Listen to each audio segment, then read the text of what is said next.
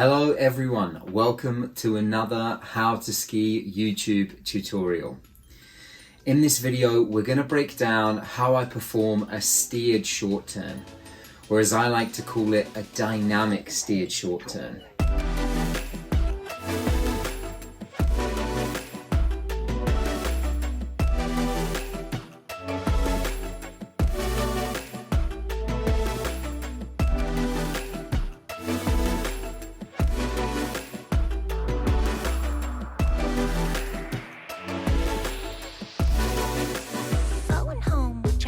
First of all, let me explain what a dynamic steered short turn is and exactly what the outcome is that we're looking for on the snow.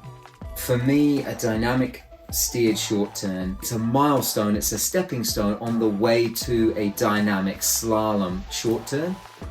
The outcome of a dynamic steered short turn is that you maintain a consistent corridor size. And that corridor is the width of a groomer track. So within that groomer track or piste basher width, I'm looking to have both of my skis travel on the outside of that corridor and maintain that from start to finish.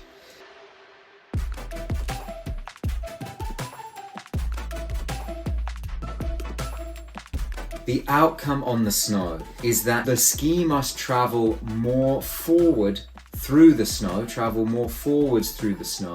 than sideways. There is a steering angle that's created, and what you'll be left with if you manage to achieve this outcome is you will leave two distinct tracks behind you in that corridor size.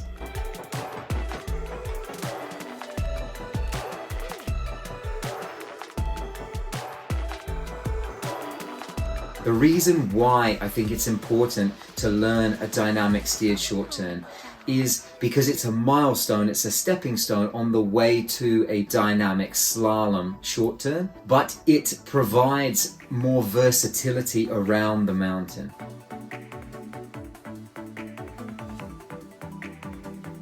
To break down how we perform a dynamic steered short turn, the first thing we need to think about is how to control the path of the ski more forwards than sideways. So there are two things we need to think about. First of all, it is using inclination of the leg to get the ski to increase edge angle, and then what we need to control is the movement forward of the outside leg as the ski is traveling through its arc.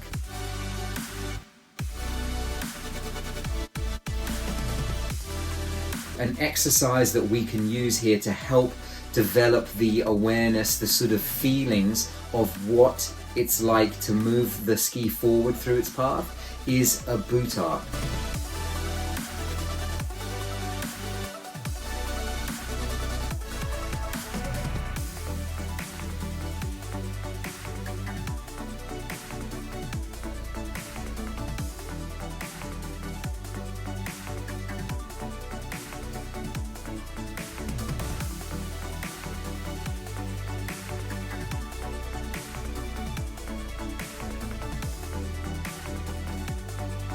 Another exercise that we're going to use to help us achieve the outcome of a dynamic steered short turn is just a variation on a traditional hockey stop exercise. We can use a little bit of rotation of the pelvis to help us increase strong inclination or edging of the legs through the start of the turn. Really try and over-exaggerate the amount of rotation of the pelvis, internal and external rotation of the femurs, pronation, supination of the foot, all of the good stuff that we want to do with our body to try and tip the ski up onto edge.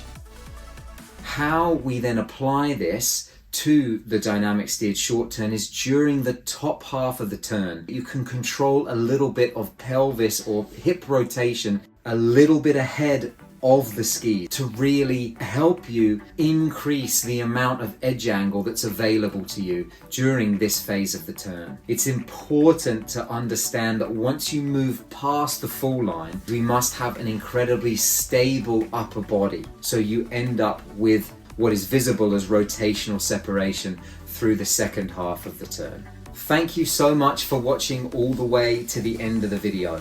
I really hope there's something in here that you can take away to help develop your skiing. If in the future you'd like to take a personal approach to develop your skiing, then please reach out, leave a comment on the video here, get in touch, and we can book your private experience. Thank you, and I'll see you next time.